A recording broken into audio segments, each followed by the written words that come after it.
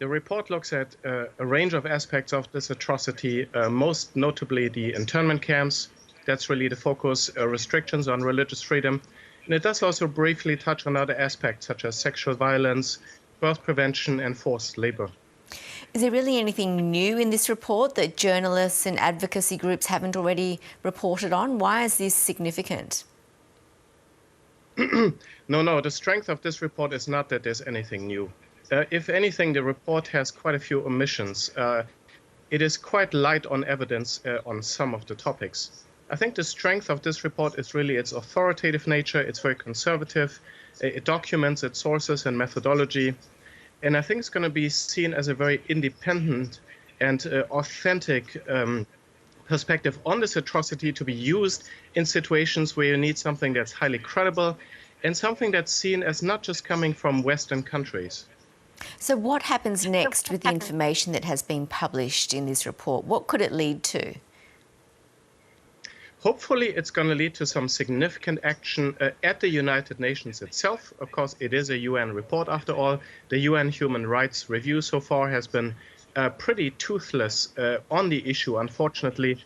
It's also very usable by other countries, for example, who can say this is not just evidence gathered by a couple of people or by a certain country, but it's an independent assessment.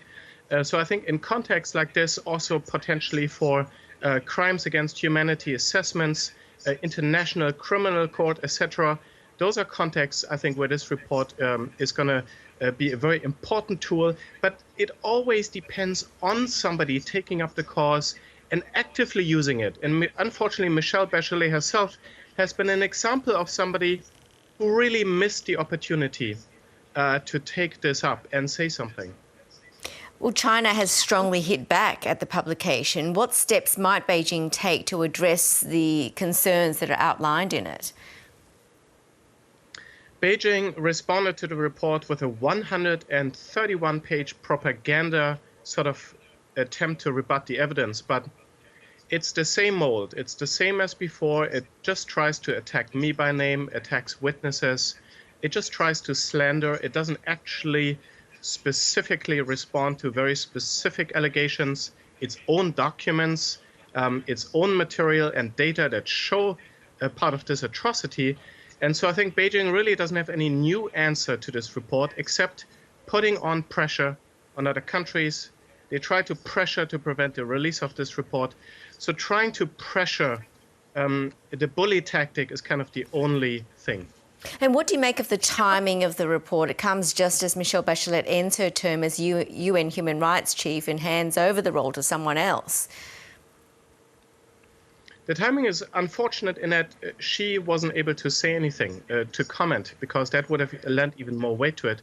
Although maybe it's good because she was very weak, very naive, very problematic. There was great fear that she would water down the report. So it's really a cop-out, the timing. Because it means she doesn't have to comment on it and get any maybe flack from Beijing over it. Well, she has previously been criticised for being too soft on China. You mentioned there many missed opportunities. So do you think that criticism is fair?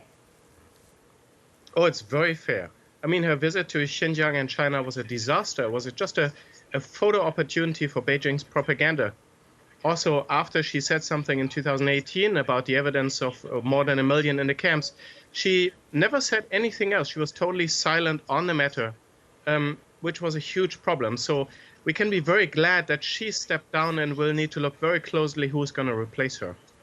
What challenges do you think the person who replaces her will have? And meanwhile, what legacy do you think Michelle Bachelet leaves behind as UN Human Rights High Commissioner for Human Rights? Michelle Bachelet severely damaged the moral authority of her office. The confidence of human rights groups, of Uyghurs, Tibetans and others in the institution of the UN human rights has been severely dented. So the successor is going to have a lot of pressure to change that and fix that and to really kind of repair the damage that's been done. Adrian Zenz, thanks so much for talking to the world. We appreciate it. Thank you.